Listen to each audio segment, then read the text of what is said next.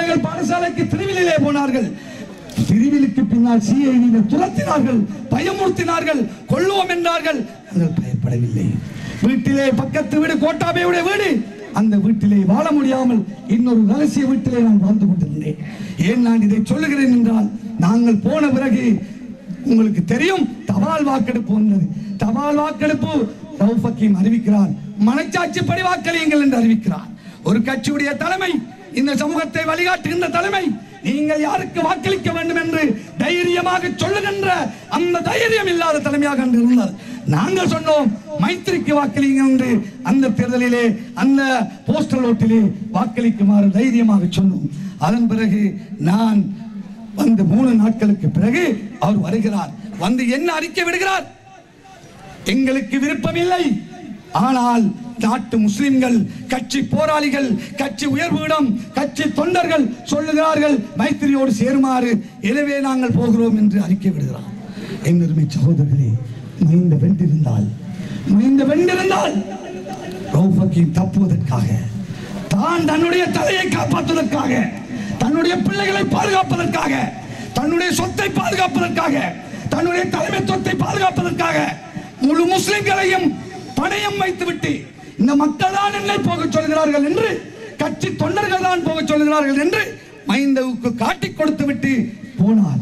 கடைசியாக அல்லாஹ் எங்களுடைய துஆக்களினால், நோன்பினால், தியாகத்தினால் எங்களுடைய சமூகத்துடைய ஆசையை மைந்தவை தோற்கடித்து மைத்திரியை வெல்லச் செய்தான். ரவுஃப் ஹக்கீம் விரும்பி போகவில்லை, பயத்தினால் போனார். ரிஷாதுடைய கட்சி வளர்ந்துவிடும், ரிஷாதுடைய தலைமை வளர்ந்துவிடும், இந்த கட்சியை விட்டு மக்கள் போய்விடுவார்கள் என்ற பயத்தினால் போய் முழு முஸ்லிம்களையும் அடகு வைத்துவிட்டு, பணியம் வைத்துவிட்டு, மைந்தவிடத்திலே காட்டிக் கொடுத்து விட்டு தான் போனார். என்னுடைய சகோதரர்களே, தம்முள்ளை பள்ளியை வைத்துத்தான் கடந்த தேர்தலிலே அவர் அத்தனை வாக்கையும் கேட்டார். மாகாண சபை தம்முள்ளை பள்ளியை உடைத்து விட்டார்கள், இந்த சால்வை அல்லது இந்த மஞ்சள் துணி என்றெல்லாம் மோசமாக பேசித்தான் வாக்கு கேட்டார். யூடிஏ காணியிலே தான் தம்முள்ளை பள்ளி இருந்தது. உடைத்த நாளிலிருந்து நாங்கள் கேட்டோம், மஹிந்த ராஜபக்ச தான் யூடிஏக்கு மினிஸ்டர், அவருடைய செயலாளர் கோட்டாபே ராஜபக்ச, அவரிடத்தில் கேட்டோம், இதை கட்டித்தாருங்கள், காணியை தாருங்கள், கட்ட விடுங்கள் என்று நாங்கள் கேட்டோம். அவர்கள் செய்யவில்லை, தரவில்லை. அதனால் தான் அவர்களை தோற்கடித்தோம், வீட்டுக்கு அனுப்பினோம். ஆனால் அதே அமைச்சை இந்த ரவுஃப் ஹக்கீம் யூடிஏ அமைச்சராக 6 மாதங்கள் இருந்தார். முஸ்லிம் காங்கிரஸ் தலைவர் இருந்தார். இந்த தம்முள்ளை பள்ளியை சொல்லி அரசியல் செய்தவர். 7 மாகாண சபை உறுப்பினரை கிழக்கு மாகாண சபையிலே தம்முள்ளை என்று சொல்லி வாக்கை பெற்றவர். 6 மாதமாக இருந்தார். 6 மாதமாக இருந்து அந்த யூடிஏ காணியை பெற்றுக் கொடுக்கவில்லை, பள்ளியை பெற்றுக் கொடுக்கவில்லை, காணியை எழுதி கொடுக்கவில்லை, பள்ளிக்கு அடிக்கல் நாட்டவில்லை. என்னருமே சகோதரர்களே, அல்லாஹ் கொடுத்து பார்த்தான். இந்த ரவுஃப் ஹக்கீம் உண்மையாளனா, பொய்யனா, ஏமாற்றுக்காரனா, சமூகத்தை விற்கிறாரா, உண்மையாக பேசுகிறாரா, தம்முள்ளை பள்ளி மீது உண்மையான பாசமா, மார்க்கத்தின் மீது உண்மையான பாசமா இல்லையா, இது மக்களுக்காக வாக்குக்காக பேசுகிறாரா என்பதற்காக இந்த அமைச்சையே அவருக்கு கொடுத்து பார்த்தான். அல்லாஹ் பாதுகாக்க வேண்டும். 6 மாதமாக அதை பற்றி எதுவுமே செய்யவில்லை. என்னிடத்திலே அந்த அமைச்சர் இருந்திருந்தால் 6 மாதங்கள் எனக்கு தேவையில்லை, 6 நாட்களுக்குள் காணியையும் எழுதி கொடுத்து பள்ளிக்கு மடிக்கலை நாட்டி 6 மாதங்களுக்குள் பள்ளி வாசலை திறந்து கொடுத்திருப்பேன். அந்த அளவு தைரியத்தை அல்லாஹ் எங்களுக்கு தந்திருக்கிறான். அவ்வாறுதான் எங்களுடைய பணியை செய்கிறோம். 4000 ஏக்கர் காணியை முஸ்லிம்களுக்கு கொடுத்தேன் என்று 6 வழக்கு போட்டார்கள். என்னுடைய அமைச்சுக்கு பொதுமலை சேனா வந்தார்கள், எங்கும் போகவில்லை. என்னுடைய அமைச்சுக்கு மட்டும் வந்தார்கள். மன்னாருக்கு போனார்கள், வில்பத்துக்கு போனார்கள், மர்ச்சிக்கட்டிக்கு போனார்கள், பயமுறுத்தினார்கள், கொடும்பாவி செய்து எரித்தார்கள், அச்சுறுத்தினார்கள், எல்லா துன்பங்களையும் தந்தார்கள். டிவியிலே போட்டார்கள், ஆகாயத்திலே விமானத்திலே சென்று காட்டை பிடித்து காட்டை அழிக்கிறார், விலங்கை கொள்ளுகிறார், முஸ்லிம்களை குடியேற்றுகிறார், முஸ்லிம் பிரதேசத்தை உண்டாக்குகிறார், முஸ்லிம் கொலனியை அமைக்கிறார், வெளிநாட்டு முஸ்லிம்களை குடியேற்றுகிறார் என்றெல்லாம் என் மீது அபாண்டத்தை சொன்னார்கள். நாங்கள் அதிரவில்லை, பயப்படவில்லை. ஒரு சேனா அல்ல, இந்த நாட்டில் இருக்கின்ற அத்தனை பேர் வந்தாலும் நாங்கள் பயப்பட மாட்டோம், அல்லாஹ்வுக்கு மட்டும் தான் பயப்படுவோம் என்பதை தைரியமாக நாங்கள் சொல்லி காட்டியிருக்கிறோம். 4000 ஏக்கர் காணியிலே விட்டு விடுங்கள் என்று சொன்னார்கள், கடிதம் அனுப்பினார்கள். 4000 ஏக்கர் காணியை பெற்றுக் கொடுத்த இந்த மக்களுடைய காணியிலே ஒரு 4 ஏக்கர் காணியை கூட நான் விட்டுக் கொடுக்கவில்லை, விட்டுக் கொடுக்கவும் மாட்டோம். அதற்குத்தான் நாங்கள் அரசியல் செய்கிறோம், அதற்குத்தான் மக்கள் ஆணை, அதற்குத்தான் இந்த வாக்குகள். அதை விட்டுவிட்டு தலைவராக இருக்க வேண்டும் என்பதற்காக, அமைச்சராக இருக்க வேண்டும் என்பதற்காக, நாங்கள் அந்தஸ்தாக இருக்க வேண்டும் என்பதற்காக, வெளிநாட்டில் இருந்து வருகின்றவர்கள் தலைவர் என்று எங்களை மதிக்க வேண்டும் என்பதற்காக அல்ல. இந்த சமூகம் வாழ வேண்டும், இந்த சமூகம் தன்மானத்தோடு வாழ வேண்டும், இந்த சமூகம் உரிமையோடு வாழ வேண்டும், இந்த சமூகத்துக்கு இருக்கின்ற பிரச்சனைகள் தீர வேண்டும். இங்கு எத்தனையோ பிரச்சனைகள் இருக்கின்றது, எத்தனையோ இளைஞர்கள் படித்தவர்கள் தொழில் இல்லாமல் இருக்கிறார்கள், எத்தனையோ வீதிகளை பார்த்தேன் இன்னும் ஒழுங்காக செய்யவில்லை, இன்னும் எத்தனையோ அபிவிருத்திகளை செய்ய வேண்டிய தேவை இருக்கின்றது. எனவே வாக்களித்து வாக்களித்து அமைச்சராக ஆக்கினீர்கள், வாக்களித்து வாக்களித்து எம்பிக்களாக ஆக்கினீர்கள். ஆனால் இந்த சமூகம், இந்த ஊர், இந்த மக்கள் எதை அடைந்திருக்கிறார்கள் என்று நான் கேள்வி கேட்கின்றேன். எனவே யூடிஏ அமைச்சராக இருந்து உடைத்த பள்ளியை கட்டாத ரவுஃப் ஹக்கீம், அதே போலதான் அமைச்சராக இருந்து ஹாபரிலே 2.5 வருடம் அமைச்சராக இருந்தார். அந்த பெருந்தலைவரும் அஷ்ரப் ஹாபரில் இருந்தார். எத்தனை ஆயிரம் பேருக்கு தொழிலை கொடுத்தார். தனியான ஹாபரை கொண்டு வந்தார், தனியான பல்கலைக்கழகத்தை கொண்டு வந்தார், வடக்கிலே புலிகளை விரட்டிய முஸ்லிம்களை குடியேற்றுகிற அத்தனையோ திட்டங்களை கொண்டு வந்தார். ஆனால் இந்த ரவுஃப் ஹக்கீம்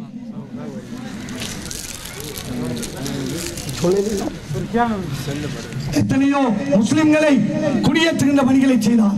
எனவே என்னருமே சகோதரர்களே, நண்பர்களே, இந்த மண்ணிலே பிறந்து இந்த மண்ணை சேர்ந்த என்னுடைய வாப்பம்மா இந்த மண்ணை சேர்ந்தவர், என்னுடைய இரத்த உறவுகள் இந்த மண்ணிலே இருக்கிறார்கள். என்னுடைய உறவுக்காரர் தான் சகோதரர் ஃபசீல் அவர்கள். அவருடைய மகன் இன்று ஹிஷான், இன்று ஒரு இளைஞர் இந்த தேர்தலிலே நிற்கின்றார். அவர் சிறியவராக இருக்கலாம், ஆனால் இந்த மண்ணுக்கு பணி செய்வதற்கு, உதவி செய்வதற்கு, இளைஞர்களுக்கு தொழில் வழங்குவதற்கு, இந்த மண்ணை அபிவிருத்தி செய்வதற்கு, இந்த மண்ணிலே நீங்கள் தன்மானத்தோடு வாழ்வதற்கு, உங்களுடைய தேவைகளை நிறைவேற்றுவதற்கு இன்ஷா அல்லாஹ் நீங்கள் இந்த கட்சிக்கு, இந்த கட்சியின் மயில் சின்னத்திற்கும் தம்பி ஹிஷானுக்கும் நீங்கள் வாக்களிப்பீர்களாக இருந்தால் உங்களுடைய தேவையை, அபிவிருத்தியை, தொழில் வாய்ப்பை அத்தனையும் நான் பொறுப்படுத்தி செய்வேன் என்று கூறி இன்ஷா அல்லாஹ் மீண்டும் வருவோம், பேசுவோம். உங்களிடத்தில் அன்பாக வேண்டுகோள் இருக்கிறேன், வீடு வீடாக போங்கள், அல்லாஹ்விடத்திலே மன்றாடுங்கள், தாஜத்திலே தொழு செய்யுங்கள், தாஜத்திலே துஆ செய்யுங்கள், அல்லாஹ்விடத்திலே மன்றாடுங்கள்.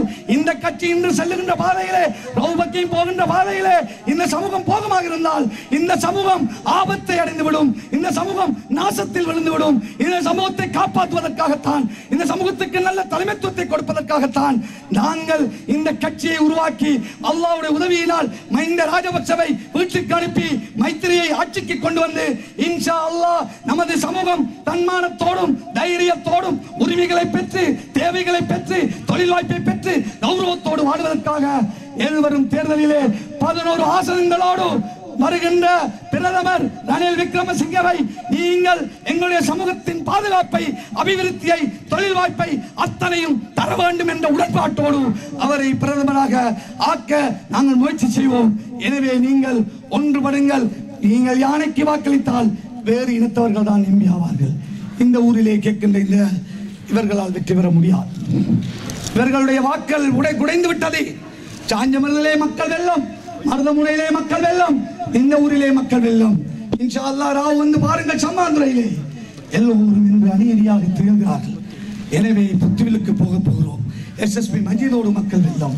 ஏன் நான் இதை சொல்லுகிறேன் என்றால், இந்த தேர்தலிலே ஒரு முஸ்லிம் பாராளுமன்றம் போக முடியுமாக இருந்தால் வெத்திலையிலே போக முடியாது, யாரையிலும் போக முடியாது. ரவுஃப் ஹக்கீம் அவர்கள் இந்த 15 வருஷமாக இந்த சமூகத்துக்கு செய்த அநியாயத்துக்கு, சமூகத்தை ஏமாற்றியதற்கு, இந்த கட்சியை வைத்து தன்னுடைய நலனை மாத்திரம் பார்த்ததற்காக இந்த தேர்தலிலே வன்னியிலே அவர்களுக்கு ஆசனம் கிடைக்காது, மட்டக்களப்பிலே ஆசனம் கிடைக்காது, திருவோணமலையிலே ஆசனம் கிடைக்காது, களுத்துறையிலே ஆசனம் கிடைக்காது, புத்தளத்திலே ஆசனம் கிடைக்காது. கண்டியிலே மாத்திரம்தான் ஒரு ஆசனம், அதுவும் ஐக்கிய தேசிய கட்சி வாக்குகளால் கிடைக்கக்கூடிய வாய்ப்பு இருக்கின்றது. அதுவும் ஆசாச்சாரியை வெட்டி போட்டு, அங்கிருக்கின்ற லாபிர் ராஜாரை வெட்டி போட்டு அங்கு வாக்கு கேட்டு நிற்கிறார். இந்த அம்பாறையிலே 3 உறுப்பினர்கள் வருவார்கள். 3 பேரும் பெரும்பான்மை இனத்தை சேர்ந்தவர்கள் தான் வரப்போகிறார்கள்.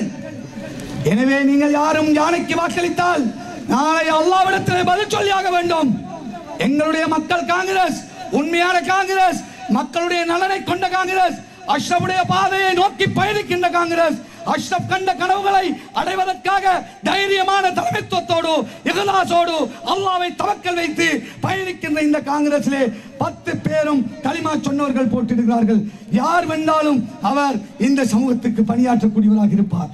எனவே ஒட்டுமொத்தமாக நீங்கள் வாக்களித்தால் இன்ஷா அல்லாஹ் ஒன்றல்ல 2 பேரை இந்த மக்கள் காங்கிரசின் ஊடாக பாராளுமன்றத்துக்கு நீங்கள் அனுப்ப முடியும். அதனூடாக 30 வருடமாக இழந்து தவிக்கின்ற அத்தனையையும் இன்ஷா அல்லாஹ் நாங்கள் பெற்றுத் தருவோம் என்று கூறி விடைபெறுகின்றேன். நன்றி. முஸ்லிம்களை அடக வைத்து அரசியல் நாடகம் நடிப்பது யார்? கல்முனையில் ஒரு கதை, கண்டியிலே மறுகதை.